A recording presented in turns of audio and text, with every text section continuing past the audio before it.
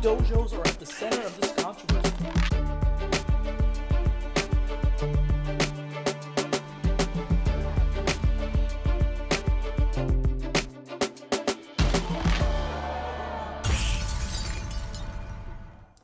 What's up, guys? Dave from Team Rubalcaba Network, TR and Cobra Kai Theories. What's up, guys? Hey, thanks for joining us on another video today. So, man, it's almost here, man. It's almost here. Just another day, and it's gonna be here. Season 3.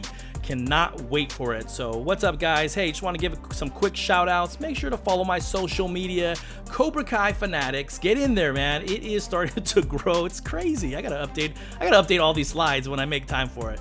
But make sure to check out that. Join the conversation. My boy, Cobra Kai Fandom. Thank you for all the support, brother. I talk to him almost every single day. Watch Party, Bonsai Kai Dojo. Love you guys. Cobra Kai Companion. I cannot wait to see the interviews next year. The Chosen One, and excuse me, the Cobra Kai Kid, and Cobra Kai Studio, man. Appreciate all your support, dude. All right, guys, let's take a look at Samantha. So let's go all the way to the back. You're just gonna see random slides back here, but let's go all the way to the beginning of season 1 with Samantha. And like, I really enjoyed watching the relationship between Miguel and Samantha kind of blossom. But I do know there's one truth to Samantha, that she's kind of grown up. Oh, there's the picture. I love it. It reminds me of Karate Kid 1, doesn't it? Doesn't it remind you guys of Allie and Daniel? It was that scene was just so much fun. I think that's when I really started liking Samantha. But there's some truths to her character where she has grown up entitled. She has grown up in a world that doesn't have conflict, that there isn't a struggle financially or personally. And she's kind of grown up in this bubble. And we kind of see that when her friends wreck Johnny's car, right? And then take off and run, even though she was the only character that has a voice of reason, which she does. I will give that to her until season 2. But she seems like she's grown up very balanced and very kind, but she is afraid of conflict. And so we've seen this in season 1, especially towards her friend Aisha. We see it in that cafeteria scene where everyone's making fun of, and she's kind of just like going along with it. Like, that's the thing that I've seen with her. She hasn't really dealt with conflict.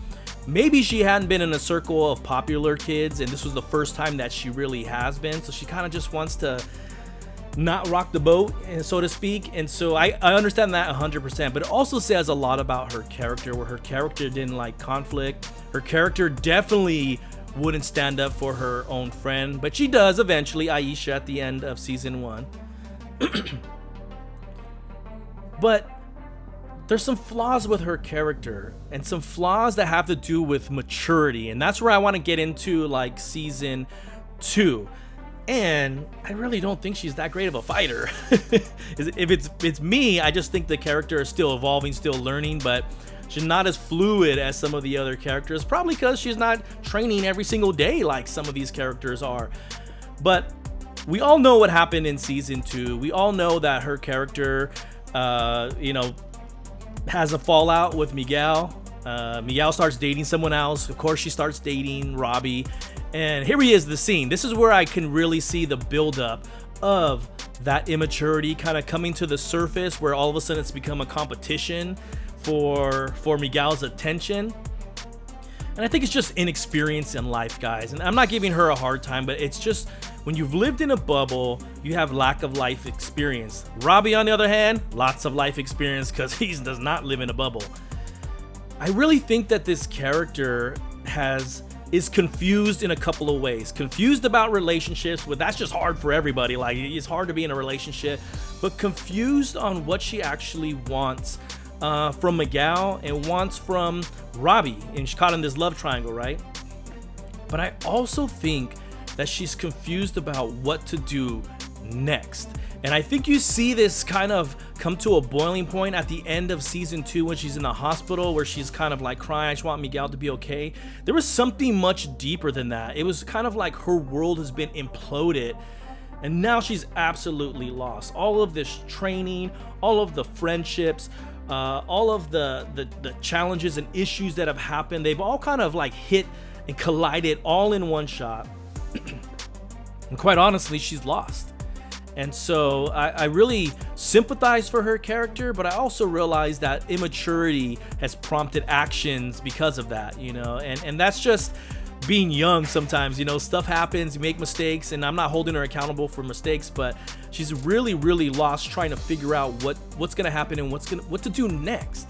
Now, when we talk about season 3, I think her role is going to deepen. I think, and I don't mean by growth, I think it's more of kind of receding into now possibly being upset, possibly being angry. There was a scene, and for whatever reason I couldn't find it again, where she's talking with Daniel and he's telling her something, and you can see just the frustration on her face, which tells me that she's carrying the burden of everything that happened. She's holding herself responsible for whatever happened, and maybe she's angry with herself, but she's also angry with other people. And this is what I mean, is that growth is kind of learning from an experience.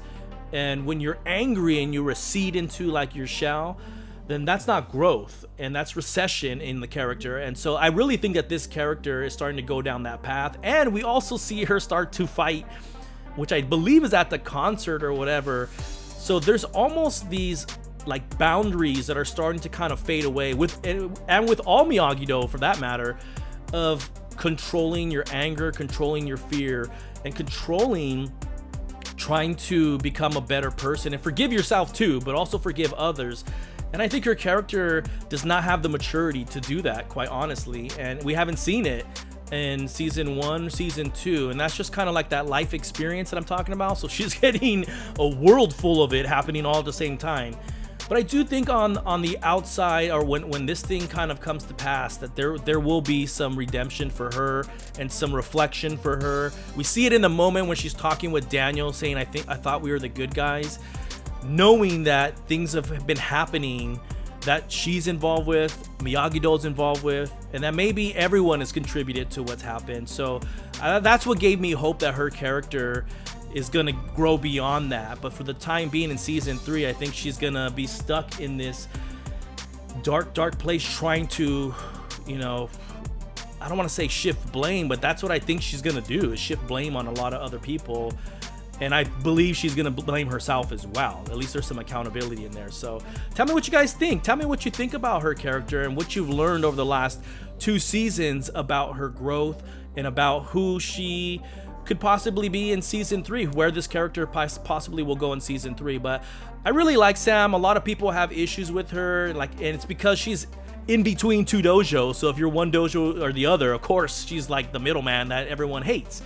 I do hope to see her back with Miguel someday. I just don't think that's gonna happen. And I honestly believe that that Robbie still cares about her too, and Robbie wants to right the ship with her, but I just don't see, like I said, that level of maturity. I don't see that happening towards Robbie in this season at all, and maybe in the future. So tell me what you guys think. Leave your comments below. Stay tuned for more episodes, guys. I appreciate all your support, and let's show some love to Sam, I guess. This one day, we're gonna show Sam some love. All right, guys. As always, stay tuned. I'm gonna get on out of here. We'll talk to you later.